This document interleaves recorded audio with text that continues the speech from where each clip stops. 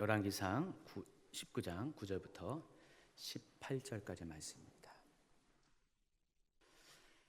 같이 읽도록 하겠습니다. 9절입니다. 엘리야가 그곳 굴에 들어가 거기서 머물더니 여호와의 말씀이 그에게 임하여 이르시되 엘리야야 내가 어찌하여 여기 있느냐? 그가 대답하되 내가 만군의 하나님 여호와께 열심히 유별하오니 이는 이스라엘 자손이 주의 언약을 버리고 주의 제단을 헐며 칼로 주의 선지자들을 죽였음이니오며 오직 나만 남았거늘 그들이 내 생명을 찾아 빼앗으려 하나이다. 여호와께서 이르시되 너는 나가서 여호와 앞에 산에 서라 하시더니 여호와께서 지나가시는데 여호와 앞에 크고 강한 바람이 산을 가르고 바위를 부수나 바람 가운데 여호와께서 계시지 아니하며 바람 후에 지진이 있으나 지진 가운데서도 여호와께서 계시지 아니하며 또 지진 후에 불이 있으나 불 가운데서도 여호와께서 계시지 아니하더니 불 후에 세미한 소리가 있는지라. 엘리야가 듣고 겉옷으로 얼굴을 가리고 나가 굴 어귀에 섬에 소리가 그에게 임하여 이르시되 엘리야야 내가 어찌하여 여기 있느냐? 그가 대답하되 내가 만군의 하나님 여호와께 열심히 유별하오니 이는 이스라엘 자손이 주의 언약을 버리고 주의 제단을 헐며 칼로 주의 선지자들을 죽였음이니오며 오직 나만 남았거늘 그들이 내 생명을 찾아 빼앗으려 하나이다. 여호와께서 그에게 이르시되 너는 내 길을 돌이켜 광야를 통하여 다메섹에 가서 이르거든 하사엘에게 기름을 부어 아람의 왕이 되게 하고 또 님시의 아들 예후에게 기름을 부어 이스라엘의 왕이 되게 하고 또 아벨 무홀라 사밧의 아들 엘리사에게 기름을 부어 너를 대신하여 선지자가 되게 하라. 하사엘의 칼을 피하는 자를 예후가 죽일 것이요 예후의 칼을 피하는 자를 엘리사가 죽이리라.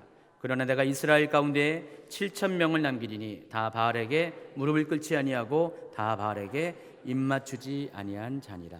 아멘. 제가 좋아하는 찬양 한 곡 먼저 여러분 소개하겠습니다. 가사가 이렇습니다. 주님을 송축하리 내 입술 주를 찬양 나의 눈 보기 원하네 주님 얼굴 주님의 음성 듣기를 주님을 만져보기를 전심으로 원합니다. 주여 내 안에 있는 모든 것 주 송축하리 거룩하신 주 이름 송축하리라. 여러분도 같이 한번 불러볼까요?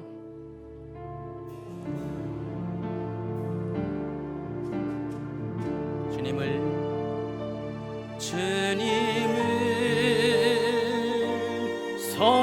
송축하리 내 입술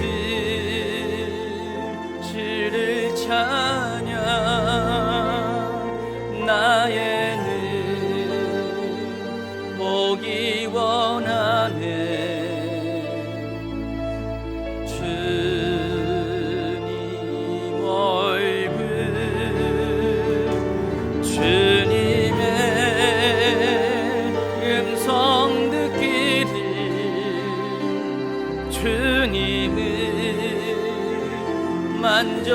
만져보기를 전심으로 원합니다. 주여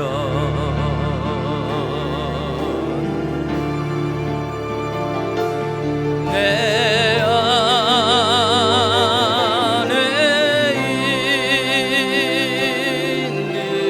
모든 것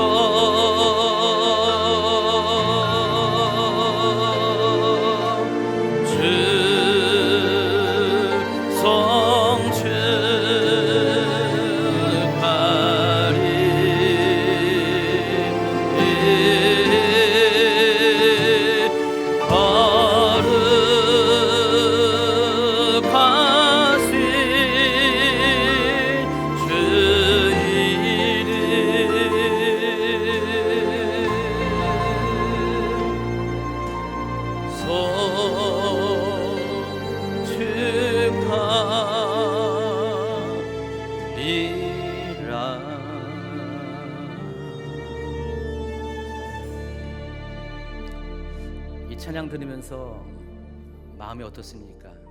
이 고백 그대로 여러분도 주님, 저도 주님 음성 듣기 원합니다.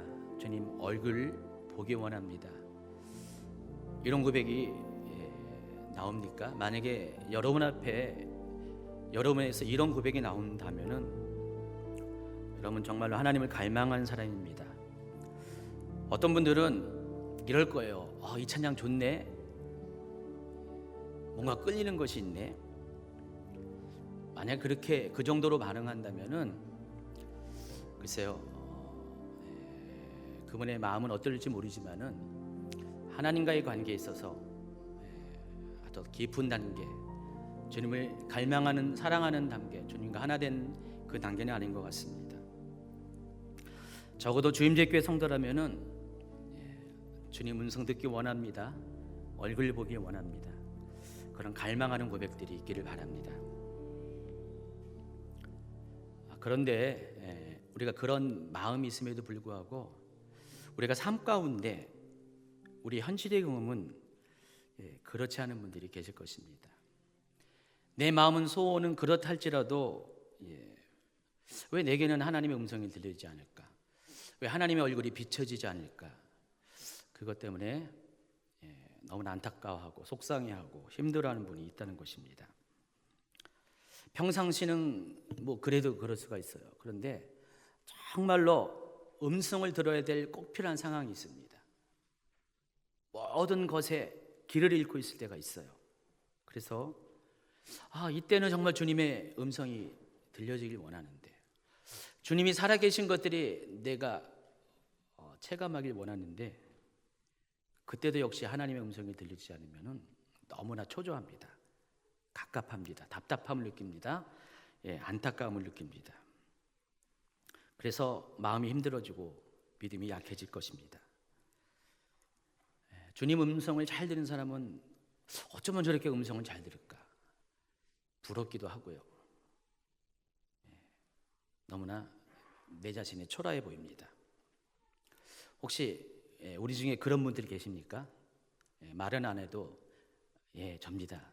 많이 그럴 거예요. 자, 구약 성경에서는요, 주님 음성을 듣는 사람을 가리켜서 선지자라고 합니다. 프라펫, 영어로, 또 히브리어로 나비라고 합니다. 또 선지자 중에서도요, 이 나비 선지자 중에서도 더 특별한 부류가 있는데, 보는 사람이 있습니다. 영어로 시어, 코제라고도 히브리어로 부르고요. 그런 사람을 가리켜서 선견자라고 특정해서 구분을 합니다. 그러니까 구약 시대에는 하나님의 음성을 듣는 사람, 기본적으로 그 중에서 또 하나님이 보여주는 것들을 보는 사람이 있다라는 것입니다. 근데 오늘날에도 구약 시대처럼 그렇게 하나님을 만나는 사람들이 있어요. 여러분, 한상을 보는 분 있잖아요. 시어예요. 또 하나님의 음성을 듣는 사람, 여러분 다 프라펫, 예언자, 선지자, 나비입니다. 여기 계신 대부분의 분들은 어느 정도는 하나님의 음성도 듣고 또 하나님 보여주는 환상도 볼 수 있는 그런 분들일 것으로 생각합니다. 기본적으로 그렇지만은 하나님이 그래도 그들 가운데 주의 일을 위해서 은사를 통해서 하나님 말씀을 대언하는 사역을 감당케 하는 사람이 있는데, 그런 사람을 가리켜서 예언 사역자라고 합니다. 그래서 사람들은 상황이 힘들고 마음이 어려워지면은요, 길을 찾기를 원하면은 그 상황 가운데서 하나님께서 내게 말씀하신 것이 무엇일까, 그것을 알기 위해서 그런 하나님의 사람들을 찾아요. 예언 사역자들을 찾습니다. 주임제교회에도 그런 목적에서 주임제교회를 방문한 분들이 종종 있습니다. 그런데 그런 일은요, 오늘날에만 있은 일이 아닙니다. 이미 구약시대 때도 그 일이 아주 보편화되었다는 것을 여러분이 아시기 바랍니다. 사무엘상 9장에는 그 부분에 대한 그런 어떤 증거들이 나타나 있습니다. 9장 9절 10절을 같이 읽도록 하겠습니다. 옛날 이스라엘의 사람이 하나님께서 가서 물으려 하면 말하기를 선견자에게로 가자 하였으니 지금 선지자라 하는 자를 옛적에는 선견자라 일컬었더라. 사울이 그의 사환에게 이르되 내 말이 옳다 가자 하고 그들이 하나님의 사람의 있는 성읍으로 가니라. 자, 이 이야기의 배경을 아셔야 됩니다. 이 이야기는 아직 사울이 이스라엘의 왕이 되기 전에 하나님께서 그를 부르실 때의 그런 사건을 다룬 것입니다. 어느 날 사울의 아버지 기스가 암나귀 몇 마리를 잃어버렸습니다. 그래서 기스는 아들 사울에게 종 하나를 딸려 보내서 그 암나기를 찾아올 것을 명령했습니다. 사울은 아버지의 명령을 쫓아서 여기저기를 방문하면서 이 암나기를 찾아다녔습니다. 여러분, 사울은 베냐민 지파에 속한 사람이었습니다. 이 베냐민 지파에 거주하는 지역은 그 유다 그 산지와 에브라임 산지의 중간 지역이었어요. 옛날에 남부 왕조가 있을 때 바로 그 경계 지점에 베냐민 지파가 살고 있었습니다. 그래서 이 사울은 이 에브라임 산지 전체를 다 다 다니면서 암나기를 찾았습니다. 없었습니다. 베냐민 지파의 지경까지 다 찾았는데 역시 암나기를 찾지 못했습니다. 물론 암나기 많았어요. 근데 자기 암나기 그걸 못 찾자는 거죠. 그래서 시간이 많이 증가되니까 사울이 갑자기 걱정이 됐어요. 암나기 못 찾는 것이 걱정이 되는 것이 아니라 아버지가 이 암나기를 찾으러 간 이 아들이 돌아오지 않는 것 때문에 많이 초조할 것이라고 생각을 했습니다. 그래서 안 되겠다. 암나기는 나중에 찾고 먼저 아버지께로 돌아가자. 그래서 아버지의 근심을 덜어주자 생각을 했습니다. 그래서 결심을 하고 돌아가기로 합니다. 자, 그런데 그와 함께 갔던 종이 하인이 이런 제안을 합니다. 그게 사무엘상 9절 6절에 나와 있습니다. 그가 대답하되 보소서 이 성읍에 하나님의 사람이 있는데 존경을 받는 사람이라 그가 말한 것은 반드시 다 응하나니 그리로 가사이다. 그가 혹 우리가 갈 길을 가르쳐 줄까 하나이다 하는지라. 지혜로운 종은 사울에게 한 가지 제안을 하는데 그러지 말고 이제 마지막으로 한번 이런 방법이 어떻습니까? 때마침 그 지역에 아주 유명한 선지자가 있다는 거예요. 하나님의 사람이 있다는 거예요. 들어보니까 많은 사람들이 무슨 문제가 있을 때 그에게 찾아가는데 대부분의 경우 그가 말한 것은 다 응답이 있었다. 혹시 우리의 문제에 대해서 그가 길을 가르쳐 줄지 모르니까 그 사람에게 찾아갑시다. 이렇게 권면을 했습니다. 사울에게 있어서 이처럼 이 암나기를 찾는 것 눈앞에 당면한 실제적인 문제였습니다. 근데 사울은 자기 혼자 이 문제를 해결하기 위해서 여기저기 찾아다녔습니다. 곳곳을 다 찾아다녔지만은 찾을 수가 없었습니다. 문제 해결을 위한 노력이 모두 실패로 돌아갔습니다. 그때 이 하인의 권면을 통해서 사울은 최종적으로 선견자를 찾아 나섭니다. 자, 이것이 사울뿐만 아니라 우리 인생의 보편적인 그런 케이스입니다.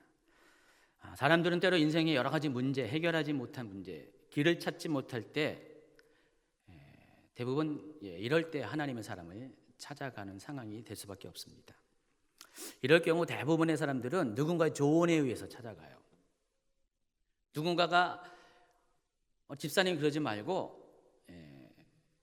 어디 가면은 어느 교회 가면은 아주 그냥 유명한 사역자가 있는데 목사님이 있는데 그분 잘 알아맞히더라. 한번 그분 가서 한번 물어보세요. 심지어 어떤 분들은요 어린 신앙이 가진 분들이죠 이런 말 합니다. 그분 참 용하더라.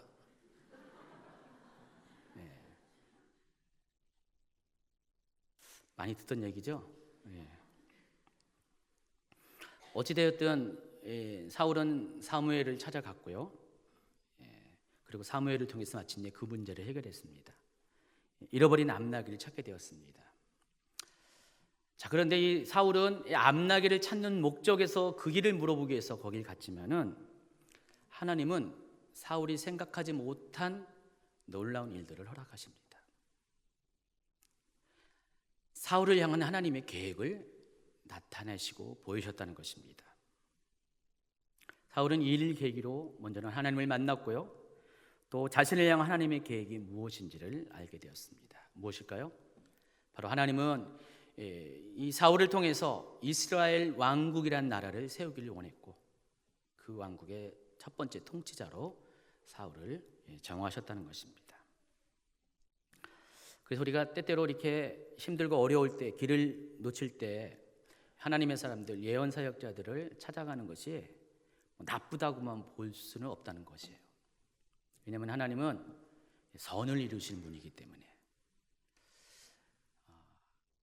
하도 여러분이 하나님 찾기를 갈망하지 않으니까 문제를 줘서 그것 때문이라도 하나님 앞에 나아오게 하고, 나는 그 문제 해결을 위해서 하나님께 나왔지만 하나님은 그 문제 해결 너머에 그 사람을 향한 하나님의 계획을 알려주시기 위해서 때때로 그런 일을 허락하신다는 것입니다. 그래서 하나님은 이와 같이 이 문제를 통해서 문제도 해결하지만은 그 사람에게 문제를 해결해 주시는 하나님을 만나게 하신다는 것입니다. 여러분도 그렇게 경험하지 않았어요? 제가 알기로 여기 몇 분은요, 한 자리는 아니고 한 두 자리 정도 되는데, 실제로 그런 인생의 문제를 가지고 주님께를 찾아오셨던 분이 계세요. 그런데 하나님이 그 인생의 문제도 문제지만은 그 문제 너머에 그 사람을 향한 계획, 또 그 사람을 만나주는 놀라운 경험들을 하게 하셨습니다. 많은 실제적인 케이스가 있는 것 같아요. 저희 교회 상담을 요청해 오는 외부 성도들의 경우도 대부분이 그래요. 문제를 갖고 왔지만은 하나님을 만나고 하나님을 만남으로 해서 인생의 길을 그들이 찾게 되는 경우가 많이 있다는 것입니다. 그래서 옛날이나 지금이나 별 다름이 없어요. 유대인이나 대한민국 사람이나 크게 차이가 없습니다. 목회자나 성도나 다 똑같아요. 다 거기서 거기입니다. 그런데 어떤 사람들은 이런 차원에서 머무는 것이 아니라 더 특별한 것을 얻기 위해서, 뭔가를 얻기 위해서 여기저기를 찾아가는 분들이 많이 있어요. 발걸음이 바빠요. 할 일이 그렇게 많은지 오늘은 여기 가야 되고 내일은 저기 가야 되고, 일주일이 너무나 바쁩니다. 다 이해합니다. 얼마나 주님을 알기를 원해서 집에서 그냥 맨날 잠만 자는 것보다 훨씬 낫죠. 근데 은혜를 이렇게 사모하다가 어떤 분들은요, 그 이유 때문에 자주 교회도 옮기기도 해요. 심한 분들은 몇 달에 한 번씩 옮기더라고요. 저 이런 분 많이 봤습니다. 한 1년, 2년마다 막 교회로 옮겨와요. 처음에는요, 정말 이 교회에서 하나님이 나에게 허락해 주신 어떤 보물이 있다는 것을 고백해요. 그래서 하나님이 여기 보내셨습니다. 막 그래요. 근데 어느 정도 시간이 지나고 자기가 필요한 것들이 채워지면 또다시 다른 곳에 눈을 돌립니다. 그리고 말합니다. 주님이 저보고 떠나라고 했습니다. 저는 어쩔 수 없어요. 주님께 순종해야 돼요. 순종의 길을 열어줘야죠. 안녕히 가십시오. 축복하면서 보냅니다. 근데 약간 이렇게 아쉬운 게 있어요. 제가 알기로는요, 다른 아이지만 대부분의 경우 그분들은 평소에 그랬거든요. 목사님, 왜 저는 하나님 음성이 안 들리죠? 왜 하나님 이렇게 못 느끼죠? 막 그랬던 분인데 떠나갈 때는 왜 이렇게 음성이 잘 들리는지 참 희한하죠. 미스터리한 겁니다.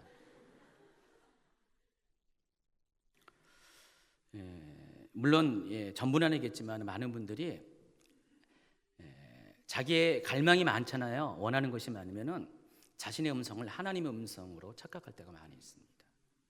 그래서 결과적으로 하나님의 인도함을 정확하게 따르지 못하고 자신이 원하는 곳을 따라가는 경우가 많게 됩니다. 그런데 이러한 것들은 우리가 아직 성장하지 못하고 성숙하지 못했다는 것의 증거입니다. 성숙한 사람의 특징은 어떤 사람입니까? 사람의 말을 의존하는 사람이 아닙니다. 심지어 자기의 내면의 그런 음성조차도 그다지 신뢰하지 않습니다. 왜냐하면 내 욕망 때문에, 내 욕심 때문에 들려나오는 소리가 있기 때문에. 성숙한 사람은 모든 소리 가운데 다 분별해서 하나님의 음성을 듣기를 원하는 사람입니다. 정말 그것이 하나님의 음성인가 확인하고 또 확인하는 작업을 거쳐서 그것이 정말로 하나님의 뜻이고 또 다른 사람들의 도움을 받아서 먼저 된 사람들의 기도하는 자의 도움을 받아서 그 길이 정말 하나님이 원하는 길이라는 것을 확신한 후에 조심스럽게 그렇게 움직이는 사람입니다. 그래서 모든 면에서 이 성숙한 사람의 특징은 하나님의 뜻에 대한 아주 분명한 지침이 있어요. 그런데 그럼에도 불구하고 나름대로 성장했다고 생각한 사람에게도 여전히 하나님 음성을 듣는 것에 문제가 있다는 것을 여러분이 아시기 바랍니다. 오늘 그래서 그것을 설명하기 위해서 오늘 본문 말씀을 택한 것입니다. 여러분 평소 하나님 음성을 잘 듣는 선지자도 때로 하나님 음성을 듣지 못함으로 인해서 어렵고 힘들어하고 있다는 사실을 아십니까? 저분은, 저 목사님은, 저 집사님은 평소에도 그렇게 하나님 음성을 잘 들으니까 그런 면에서는 아무런 문제가 없을 거야. 그렇게 생각할 수가 있을 것입니다. 그런데 아닙니다. 모든 사람이 모든 상황 가운데서 하나님의 음성을 듣는 경우가 많지 않습니다. 어떤 경우는 하나님의 음성이 분명하지만 어떤 경우는 잘 들려지지도 않아요. 분별이 잘 안 될 때가 많이 있습니다.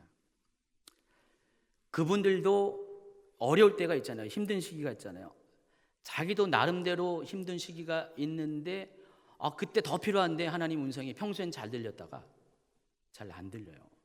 하나님 뜻이 뭔가가 잘 이렇게 들어오지 않습니다. 여러분보다 그럴 때 그분들이 더 힘들어요. 처음부터 못 듣고 못 봤으면은 아예 포기라도 하지. 근데 잘 듣고 있다가 인도함 받다가 어느 날 갑자기 하나님의 음성이 멈추고 들리지 않고 그러면 그분들도 길을 잃을 수밖에 없다는 것입니다. 오늘 본문 말씀은 여러분에게 그런 사람 한 명 소개합니다. 엘리야입니다. 엘리야가 누굽니까? 구약을 대표하는 선지자입니다. 여러분 구약을 얘기할 때 보통 율법과 선지자라고 얘기하죠. 율법을 대표하는 사람이 누구죠? 모세. 선지자를 대표하는 사람이 바로 엘리야입니다. 모세와 엘리야가 얼마나 대단한 사람이냐 다 아시겠지만은 이 두 사람의 특징은 하나님의 현원을 보았다는 사람입니다. 모세는 어디서 하나님을 봤습니까? 시내산에서 그 정상에서 40일 동안 있으면서 하나님을 보았습니다. 자, 그런데 이 엘리야는요, 뒤에 설명했지만은 엘리야도 같은 장소에서 하나님을 보았습니다. 근데 엘리야가 모세보다 더 대단한 이유가 모세는 죽음을 봤잖아요. 근데 엘리야는 아예 죽음도 보지 않고 하나님의 임재가 있는 그 중심으로 승천해서 올라간 사람입니다. 에녹처럼. 그만큼 대단한 선지자가 엘리야입니다. 자, 그런 엘리야조차도요, 하나님의 음성을 듣지 못함으로 해서 힘들어할 때가 있었다는 것입니다. 오늘 그 말씀을 다루고 있어요. 근데 이 19장을 이야기해서는요, 먼저 이 일의 배경이 되는 18장을 알아야 됩니다. 열왕기상 18장에는 아주 유명한 그런 사건이 있습니다. 바로 갈멜산에서의 전쟁, 영적 대결이 있습니다. 누구와 누구입니까? 바로 하나님의 선지자인 엘리야, 오직 한 사람, 그리고 바알과 아사라의 선지자 850명이 아주 스펙타클한 대결을 갈멜산에서 펼치고 있습니다. 결과 엘리야가 승리합니다. 하나님은 불로써 응답하셨습니다.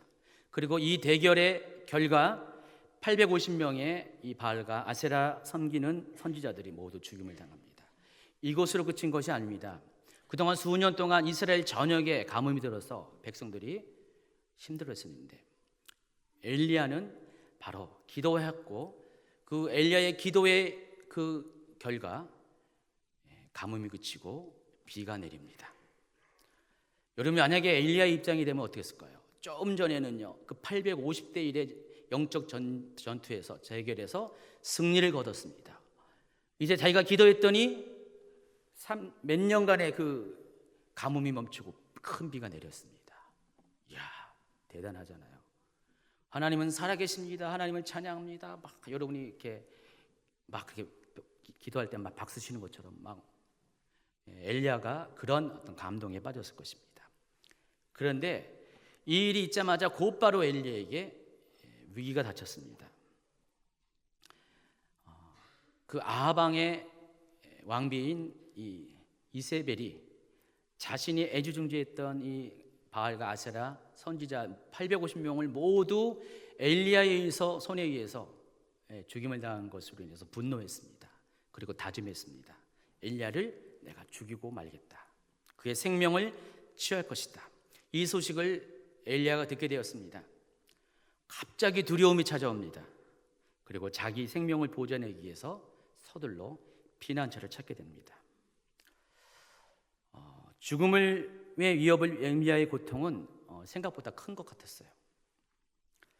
그래서 여러분이 알고 있는 엘리야는 온데간데 없어졌습니다. 그 갈멜산에서의 위풍당당했던 엘리야는 온데간데 없고 현실의 고통이 너무 힘들어서 스스로 죽기를 간구하는 나약한 엘리야의 모습만 남게 됩니다. 그래서 엘리야는 자신을 추격하는 자의 눈을 피해서 그들이 찾을 수 없는 곳으로 도망을 치기 시작합니다. 당시로서는 북이스라엘과 남유다가 나눠져 있기 때문에 엄연히 국경이 있어요. 경계가 있어요. 근데 엘리야는요, 국경을 넘어옵니다. 북이스라엘의 국경을 넘어와서 남유다, 유다 산지로 들어갑니다. 그런데 엘리야 입장에서 안심이 안 된 것 같아요. 왜냐하면 당시에 아합과 북이스라엘과 이 남유다는 서로 결혼 동맹으로 끈끈한 사이가 있었어요. 화친한 그런 관계였어요. 그래서 혹시라도 이 아합이 요즘 범죄인 인도조항 이런 거 있잖아요. 그런 식으로 유다까지 들어와 가지고 자신을 찾을까봐 어떻게 합니까? 네게부 깊은 곳으로 숨어 들어갑니다. 그 이야기가 열왕기상 19장 3절 4절에 나와 있습니다. 그가 이 형편을 보고 일어나 자기의 생명을 위해 도망하여 유다에 속한 부엘사바에 이르러 자기의 사원을 그곳에 머물게 하고 자기 자신은 광야로 들어가 하룻길을 가서 한 로뎀나무 아래에 앉아서 자기가 죽기를 원하여 이르되 여호와여 넉넉하오니 지금 내 생명을 거두시옵소서. 나는 내 조상들보다 낫지 못하니이다. 자, 보시면은 엘리야는 아무도 찾지 못하는 이 광야 속으로 숨어 들어갑니다. 그리고 로뎀나무에서 하나님께 간구합니다. 여러분, 로뎀나무는 우리가 알고 있는 로뎀나무는 굉장히 좋아 보이는 나무 같은데 아주 보잘것없는 나무입니다. 뭐 잎이 풍성하고 나무가 큰 그런 게 아니라 겨우 그냥 급하게 그늘을 피할 정도의 아주 보잘것없는 나무입니다. 그 나무 밑에 들어가서 하나님께 죽기를 소원합니다. 이때 하나님은 엘리야에게 먹을 것을 주시면서 그를 다독거립니다. 괜찮아 일으킵니다. 그리고 명령합니다. 40일 동안의 길을 떠날 것을 명령합니다. 어디로 가라 했습니까? 하나님의 산 호렙산으로 가라고 했습니다. 여기서 이 호렙산은 여러분이 알고 있는 신의 산과 같은 산입니다. 보통 이 신의 산은 산봉우리를 말하는 것이고요. 호렙산은 그 산봉우리를 포함한 넓은 범위의 산들을 가리킵니다. 여러분, 지리산 같은 봉우리가 많잖아요.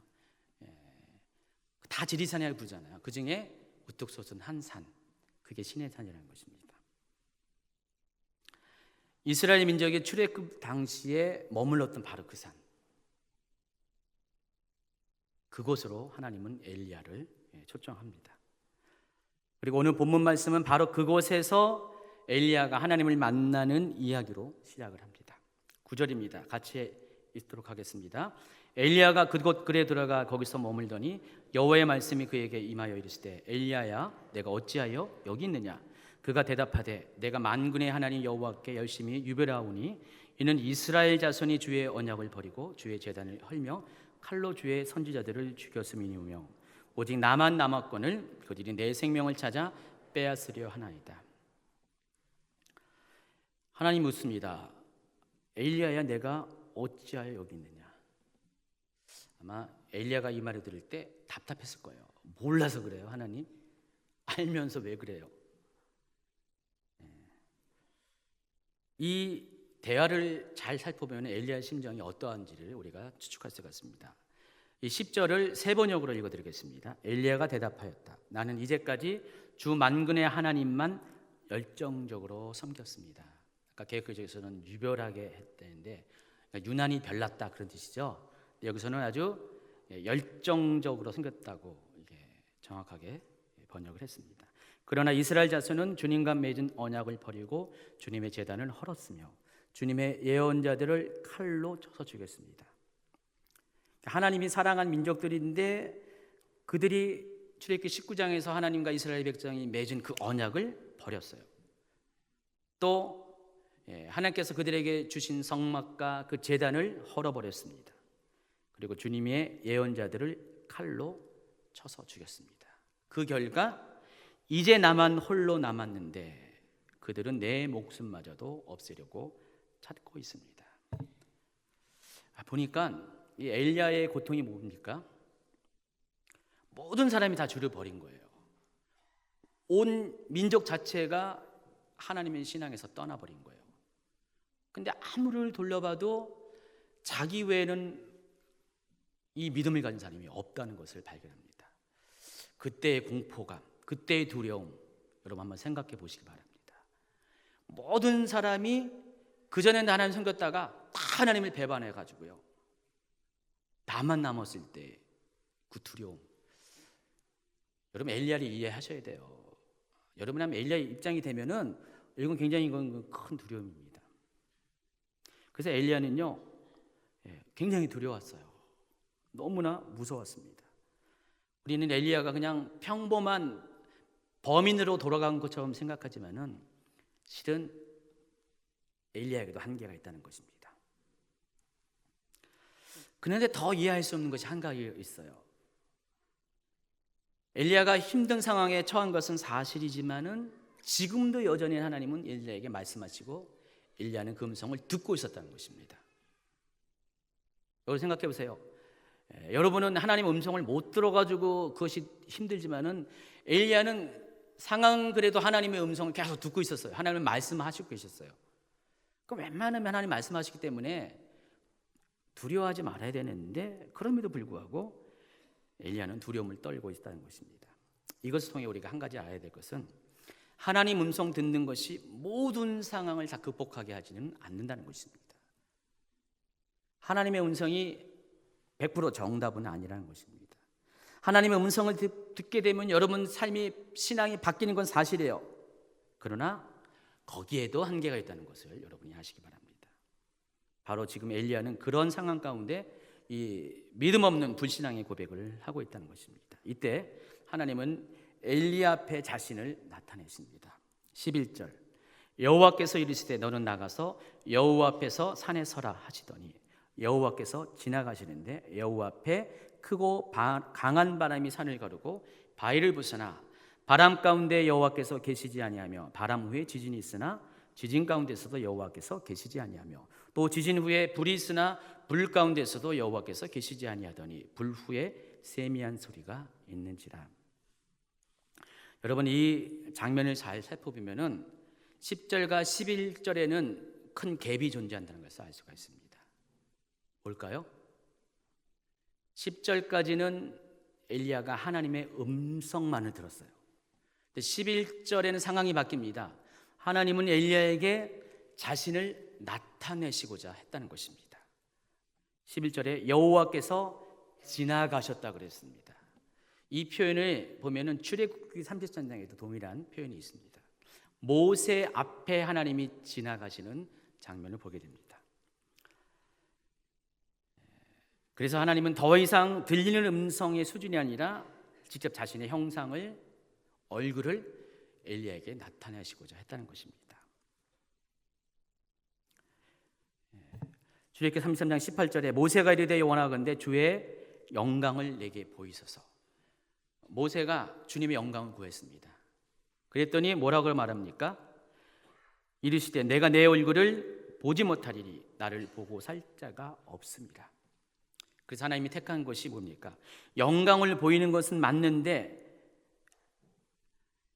그가 하나님의 얼굴을 보지 못하도록 하나님의 손으로 덮었다가 얼굴을 보지 못하게 손을 거두는 순간에 잠깐 하나님의 등을 보게 했습니다. 이 얘기가 이렇게 나와 있습니다. 출애굽기 33장 22절입니다. 내 영광이 지나갈 때 내가 너를 반석팀에 두고 내가 지나도록 내 손으로 너를 덮었다가 손을 거두리니 내가 내 등을 볼 것이요 얼굴은 보지 못하리라. 자, 이 모세가 이와 같이 하나님을 이런 방식으로 아마 하나님의 영광을 본 것처럼, 하나님의 형상을 본 것처럼 엘리야 또한 하나님의 형상을 보는 경험을 하게 됩니다. 처음에는 산을 가르고 바위를 부술 정도의 크고 강한 바람이 불어왔습니다. 엘리야가 생각했습니다. 와, 하나님이 임재하시는구나. 그러나 하나님은 거기 계시지 않았습니다. 두 번째는 바람 후에 지진이 있었습니다. 이번에도 마찬가지였습니다. 하나님은 지진 가운데서도 계시지 않았습니다. 세 번째는 불이 있었습니다. 그러나 불 가운데서도 하나님은 계시지 않았습니다. 눈치가 있는 분들은 알 겁니다.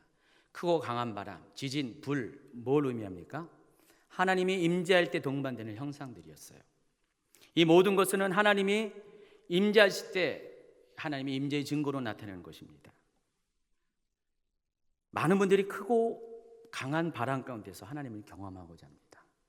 또 지진과 불 가운데 계신 하나님을 만나려고 합니다. 그래서 그런 곳을 찾아다닙니다. 뭔가 내가 보기에 대단한 곳이 있다면은 거기 하나님이 계실 거예요. 하나님이 그곳에서 특별한 일을 행하실 거예요. 기대를 가지고 나아갑니다. 물론 하나님은 때로 그런 곳에서 여러분을 만나 주십니다. 그러나 하나님은 언제나 그런 곳에만 머무는 것이 아니라 하나님은 사람들의 예측 너머에서도 임재하신다는 것입니다. 바로 세미한 음성 가운데. 이번에는 13절을 읽어보도록 하겠습니다. 엘리야가 듣고 겉옷으로 얼굴을 가리고 나가 굴 어귀에 섬에 소리가 그에게 임하여 이르시되 엘리야야 내가 어찌하여 여기 있느냐 그랬습니다. 하나님의 세미한 음성이 들렸을 때 엘리야가 취한 행동은 갖고 있었던 겉옷으로 얼굴을 가렸다 그랬습니다. 왜 그랬을까요? 엘리야는 지금 하나님의 임재가 나타나는 것을 알고 있었잖아요. 내가 너에게 지나간다고 얘기 들었잖아요. 그래서 크고 강한 바람을 기대했고 지진을 기대했고 불을 기도했는데 거기는 없었어요. 그리고 세미한 음성 가운데 말씀이 들려오니까 하나님이 지금 자신을 나타내신다는 것을 깨닫고 재빨리 겉옷을 가지고 얼굴을 가렸다는 것입니다. 왜 그래요?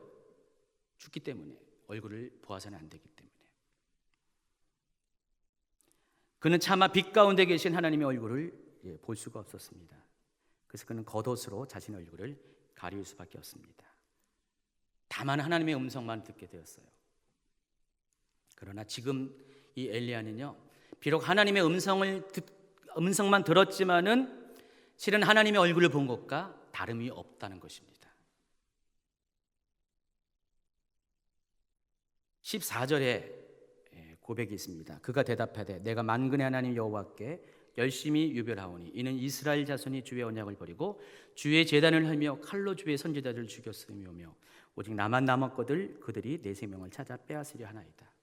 여러분 이렇게 눈을 들어서 잘 자세히 보시면요, 이 14절과 10절이 토시 하나 안 틀리고 똑같아요. 정말 똑같습니다. 이 성경 기록한 사람이 너무 귀찮아가지고 컨트롤 C 누르고 컨트롤 V 눌러가지고 오려내고 붙여내기 한 거 아닙니다. 여기는 차별이 있어요. 차이가 있어요. 간격이 있다는 것입니다. 10절의 내용은 뭐냐면은 엘리야가 하나님의 음성을 들었을 때의 반응이었어요. 그러나 14절은 엘리야가 하나님의 얼굴을 보았을 때의 반응이었다는 것입니다. 엘리야는 여전히 똑같은 문제를 가지고 지금 하나님께 간절히 구하는 것이에요. 하나님 음성을 들을 때도 하나님 얼굴을 볼 때도. 그런데 음성을 들을 때는 아무 말도 안 하시던 하나님께서 얼굴을 보여주신 후에는 이렇게 말합니다. 15절 여호와께서 그에게 이르시되 너는 내 길을 돌이켜 광야를 통하여 다메섹에 가서 이르거든 하사엘에게 기름을 부어 아람의 왕이 되게 하고 너는 또 nim시의 아들 예후에게 기름을 부어 이스라엘의 왕이 되게 하고 또 아벨 무홀라 사밧의 아들 엘리사에게 기름을 부어 너를 대신하여 선지자가 되게 하라. 하사엘의 칼을 피하는 자를 예후가 죽일 것이요 예후의 칼을 피하는 자를 엘리사가 죽이리라. 여러분, 여기서 언급한 하사엘, 예후 그리고 엘리사가 어떤 사람인지 아십니까? 그리고 엘리야가 그들에게 기름을 부었다는 것이 어떤 의미인지 아십니까? 여러분, 이 하사엘은 장차 아람의 왕이 될 사람입니다. 예후는 이 아합을 죽이고 이스라엘의 새로운 왕조를 만들 사람입니다. 그리고 엘리사는 자신을 대신해서 영적 세계를 책임질 선지자입니다. 한마디로 그들은 앞으로 열어질 새로운 세상의 주인공들이에요. 하나님은 그들을 세워서 세상을 바꿀 것입니다. 완전히 새로운 세상으로 바꿔나갈 것인데, 이것이 하나님의 계획인데 이 모든 사람들을 세우는 그 일에 엘리야가 쓰임을 받았다는 것입니다. 결국 뭐예요? 엘리야가 이들을 기름 붓지 않았으면 새로운 세상이 열리지 않는 것이에요. 근데 하나님은 그 세상을 여는데 이 엘리야를 사용하셨다는 것입니다. 놀랍지 않습니까? 엘리야는요, 지금까지 있었던 삶과 다른 차원의 삶을 살게 된 것이에요. 결과적으로 새로운 세상을 여는 그런 일을 감당하게 된다는 것입니다. 자, 엘리야는요, 이전에 세계에서 자신을 위협하는 문제에서 자유로울 수가 없었어요. 너무 힘들고 어려워서 로뎀나무 아래에서 죽기를 소원했습니다. 그런데 엘리야가 기름 부어 세운 그들에 의해서, 특별히 예후가 이스라엘의 왕이 되었을 때, 예후가 제일 먼저 한 것이 뭔지 아십니까? 엘리야가 그토록 힘들어했던 바로 이세벨을 처단하는 일을 먼저 했다는 것입니다. 자, 이와 같이 여러분의 문제 속에 해결되지 못한 문제들, 감당할 수 없는 극한 상황 가운데 하나님의 음성을 들으면서 하나님께 이것을 해결해 달라고 요청하지만은, 하나님은 여러분이 하나님의 얼굴을 본 후에 이 일들을 행하신다는 것입니다. 만일 여러분이 하나님의 얼굴을 보면은 영적인 세계의 지각 변동이 일어날 것입니다. 그리고 그것은 곧 모든 현실 세계의 환경과 상황을 바꾸는 일을 하게 됐다는 것입니다. 이것으로 끝나는 것이 아니죠. 18절에 보니까 그러나 내가 이스라엘 가운데 7천 명을 남기리니 다 바알에게 무릎을 꿇지 아니하고 다 바알에게 입맞추지 아니한 자니라. 엘리야를 가장 고통스럽게 한 것 중에 하나가 혼자라는 상실감인데, 외로움인데, 하나님의 얼굴을 본 이후에 하나님이 가르쳐 줍니다. 너 혼자가 아니다. 자, 봐라, 내가 7천 명이나 되는 의인들을 남겨두지 않았느냐. 이처럼 누구든지 하나님의 얼굴을 경험하면 모든 상황들이 바뀌게 되는 것을 여러분 생각하시기 바랍니다. 여러분, 근본적인 것들이 바뀌어야 모든 것이 바뀌는 것입니다. 여러분, 너무 눈에 보이는 것에 그것 때문에 하나님께 요구하고 문제를 갖고 나올 때가 많지만은, 그러나 여러분이 하나님의 얼굴을 보기 전에는 근본적인 문제가 해결되지 않아요. 여러분의 삶의 본질은 하나님의 얼굴을 볼 때 그 모든 것들이 떠나간다는 것을 여러분이 확인하기 바랍니다. 이것이 영적인 세계의 법칙이라는 것입니다. 그래서 사람들은 자신의 방식 안에서 하나님을 찾으려고 한다는 것입니다. 어떤 분들은 크고 강한 바람 가운데 하나님은 거기 계실 거야. 그래서 거기를 쫓아갑니다. 어떤 사람은 지진 가운데 하나님이 계실 거야. 거기를 기대합니다. 불 가운데 하나님이 계실 거야. 거기를 찾아갑니다. 그러나 하나님은 사람들이 예측하지 못한, 그래서 기대하지 못한 상황 가운데, 세미한 음성 가운데 자신의 모습을 드러내시는 분이십니다. 이것이 하나님의 방식이에요. 그래서 여러분이 이제부터는 하나님을 찾는 방식에 대해서 좀 곰곰이 생각해 보세요. 자신을 한번 점검해 보세요. 무엇이 세미한 음성인지에 대해서 한번 생각해 보시기 바랍니다. 여러분, 성막, 성전 다 기억하시죠? 성막은 하나님의 임재가 있는 곳입니다. 근데 그 성막의 가장 깊은 곳이 지성소인데 그 안에는 언약궤가 있고요, 언약궤 뚜껑을 가리켜서 시온소라고 합니다. 하나님이 실제로 거기 임재하시는 장소입니다. 이스라엘 광야길을 걸 때 하나님은 그 성막 위에 구름기둥과 불기둥으로 자신의 임재를 나타내셨어요. 근데 그 구름과 불기둥이 어디 시작합니까? 바로 시온소에서 시작하는 것이에요. 법궤, 언약궤 뚜껑 위에서 그렇게 하나님 임재가 시작된다는 것입니다. 그러나 이 지성소는요, 어두운 곳이에요. 화려한 곳이 아닙니다. 빛이 없어요. 정적이 흐르는 곳입니다. 분주함이 없어요. 왜냐하면 사람의 발길이 없기 때문에. 거기는 정말 외로운 곳이에요. 오직 하나님과 자기밖에 없는 그런 곳이라는 것입니다. 이와 같이 하나님은요, 우리가 하나님의 얼굴을 갈망할 때, 얼굴을 보기를 원할 때 크고 거창하고 놀랍고 획기적인 상황과 방법과 장소에서 우리를 만나 주시는 것이 아닙니다. 사람들은 그렇게 기대하지만은 하나님의 얼굴은 그런 방식으로 보는 것이 아닙니다. 조용히 그분의 임재 앞에 나아갈 때, 참된 예배자로 나아갈 때 하나님의 얼굴을 보게 된다는 것입니다. 그래서 늘 제가 여러분에게 강조하지만은 예배 안에 답이 있는 것이에요. 여러분이 예배를 정말 중심으로 잘 드리면은 거기서 하나님을 만납니다. 이미 다 경험했을 거예요. 근데 과거에는 경험했는데 문제가 생기면 또 여러분이 이렇게 엘리야처럼 조급해지지 않을까요?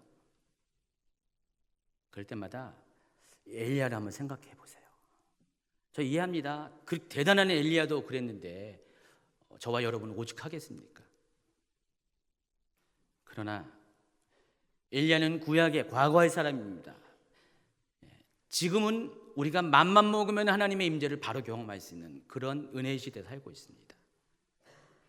그래서 여러분 힘들어하지 마시고요, 길을 찾으려고 애쓰지 마시고, 어떤 문제가 있고 막혀있는 상황이 있으면 무조건 하나님 앞에 나아가세요. 예배 안으로 들어가시기 바랍니다. 하나님은 예배 안에서 우리를 만나시고자 우리를 찾아오신 분이십니다. 예배의 정의가 만남이잖아요. 하나님과의 만남. 여러분이 정말 예배를 제대로 드리면은 반드시 하나님을 만날 수밖에 없다는 것입니다. 다시 사울의 이야기로 돌아갑니다. 사울이 사무엘을 통해서 하나님의 음성을 처음 듣게 되었을 때 그는 아직 성숙하지 못한 사람이었어요. 그렇기 때문에 하나님은 사울의 수준에서 그를 만나 주셨어요. 사무엘이라는 예언자를, 선지자를 통해서 그의 길을 가르쳐 줬다는 것입니다. 하나님, 우리가 아직 어릴 때는요, 우리 수준에 맞춰서 우리의 문제를 일으키셔서 그 문제 때문이라도 너무 힘들어서 하나님께 찾아오게 하고 그 문제를 해결해 주는 것과 동시에 하나님을 나타내시고 하나님의 길을 열어주신다는 것입니다. 다 여러분 때문에 그런 거죠. 얼마나 하나님을 안 찾기 때문에, 얼마나 하나님의 얼굴을 보는 것을 갈망하지 않으면은, 여러분 물론 교회 생활해요. 교회 생활이 믿음은 아닙니다. 그냥 우리는 종교인처럼 다닐 수가 있어요. 그러나 진정 거듭난 사람, 성령을 체험한 사람, 그분들은 아까 그 찬양처럼 하나님 음성 듣기를 원합니다. 하나님 얼굴 보길 원합니다. 이것이 나의 갈망입니다라는 그 목마름이 항상 있어야 된다는 것입니다. 예배를 드리지 않으면은 너무 힘들어하는 것을 경험해야 돼요. 옛날에 누군가가 그러더라고요. 예배가 고프다고. 여러분 예배가 고픈 게 이해가 되십니까? 배는 고픈 건 충분히 이해하는데 예배가 고플 정도로 하나님 얼굴 보기를 너무 갈망해서 다른 그 어떤 곳보다도 하나님의 임재 앞에 나아가길 원하는 그 정도의 사람이 되면은요, 하나님은 반드시 그 예배 가운데 여러분을 만나 주십니다. 여러분이 하나님을 만나면은, 하나님의 음성 듣고 하나님의 얼굴을 보게 되면은, 하나님의 영광 안에 들어가게 되면은 그때부터 여러분의 모든 것이 바뀌게 된다는 것이에요. 여러분의 가치관이 바뀌어요. 생각이 바뀌고 삶이 바뀌고, 더 중요한 것은 여러분을 둘러싼 모든 환경이 일순간에 바뀌게 된다는 것입니다. 이전까지는 도무지 길이 없었고 해결이 안 됐는데, 그 외로움에 두려움에 떨었었는데, 하나님의 얼굴을 보는 그 순간에 하나님은 그때야 비로소 여러분을 향한 하나님의 계획들을 모두 알려주신다는 것입니다. 저는 주님께 성도들 모두가 그런 사람이 되길 바랍니다. 조금 지금은 좀 부족하고 안 되는 것 같더라도 계속 예배 안에서 자신을 노출시키고요, 예배를 통해서 하나님을 만나면요, 하나님은 반드시 언젠간 여러분을 만나 주실 것입니다. 물론 다른 방법도 다 좋아요. 다 인정하고 다 허용하고 다 존중하지만은 우선순위, 그 부분에 있어서 여러분 그것을 놓치지 말기 바랍니다. 예배는 항상 드리니까 이거 먼저 하고, 이게 굉장히 특별한 거니까 이거 먼저 하고, 예배는 나중에, 그거 아닙니다. 예배를 드린 후에 그런 거 하세요. 이 예배라는 것은 꼭 여기 와서 드리는 예배만을 말하는 것이 아니라 하나님의 임재 앞에 다가가는 모든 삶의 예배를 다 포함한 것입니다. 그 다음에 다른 것을 추구하시기 바랍니다. 제 마음은 오직 한 가지입니다. 여러분이 성숙해지는 것, 하나님의 얼굴을 직접 대면하는 사람이 되기를 원하는 것. 그래서 더 이상 사람을 의지 않고 자기의 방법을 의지 않고 환경에 매이지 않고 온전한 자의 삶을 살게 되는 것. 더 이상 저 같은 목회자의 도움이 필요 없을 정도로 알아서 성장한 자의 삶을 사는 것. 많은 분들이 실은 그런 단계에 왔어요. 제가 알고 있어요. 처음에는 어린 나이와 같았는데 지금 많이 성장했어요. 기어 다니는 분이었는데 그냥 똥오줌 못 가리는 분도 있었어요. 그랬었는데 지금 많이 좋아지고 성장한 것을 맞습니다. 그러나 성장한 것으로 그치지 마시고요, 성숙해지시기 바랍니다. 성숙한 사람은 뭘 하든지 나무랄 데가 없어요. 제가 가끔가다 그런 분들을 봐요. 어린 우리 아이들 중에서도 그렇고요, 어른 중에서도 그냥 제가 모르게 말할 필요가 없어요. 너무 잘하세요. 그리고 늘 언제나 충직하세요. 신실하세요. 있는 그 자리에 항상 있어요. 그분이 어려운 일이 없을까요? 있어요. 그럼에도 불구하고 흔들리지 않아요. 근데 그분들의 공통점은 예배하는 사람이라는 것입니다. 자리에 앉아있는 그 예배가 아니라 온 마음으로 하나님을 향해서 자신의 갈망을 드리는 사람이라는 것입니다. 그래서 예배가 최선이고 최상이라는 것입니다. 왜냐하면 예배자의 자리가 아닌 그 어떤 것도 여러분을 향한 하나님의 온전한 뜻을 여러분의 인생 가운데 드러낼 수 없기 때문에, 오직 하나님을 예배할 때 여러분은 하나님의 얼굴을 보기 때문입니다. 그 대단한 엘리야도 실패했어요. 자기 방식대로, 자기의 기대대로 하는 모든 것들을 통해서 하나님을 만나보지 못했습니다. 그러나 엘리야도 하나님의 얼굴을 보게 될 때 비로소 그는 모든 상황, 모든 환경에서 자유할 수가 있었다는 것입니다. 여러분, 예배가 아닌 다른 방법은 여러분의 삶의 근본적인 문제로부터 여러분을 자유하지 못한다는 것을 깨닫기 바랍니다. 이미 실패한 그런 것들을 답습하지 마세요. 오직 성장만을 추구하는 그 욕심을 버리시기 바랍니다. 잠잠한 예배 가운데 하나님의 얼굴을 보시기 바랍니다. 예배의 장소가 축복의 장소고 하나님을 만나는 장소고 여러분의 인생이 바뀌고 모든 문제들이 해결받는 장소임을 아시기 바랍니다. 한마디만 하고 마칩니다. 이제는 하나님을 음성으로만 듣기를 원하는 그 수준에서 다음 단계로 넘어가기 바랍니다. 하나님 얼굴을 보여주세요. 모세가 그런 것처럼, 엘리야가 그런 것처럼 주의 영광을 나타내소서. 하나님은 여러분이 요청하면은요, 지금도 오세요.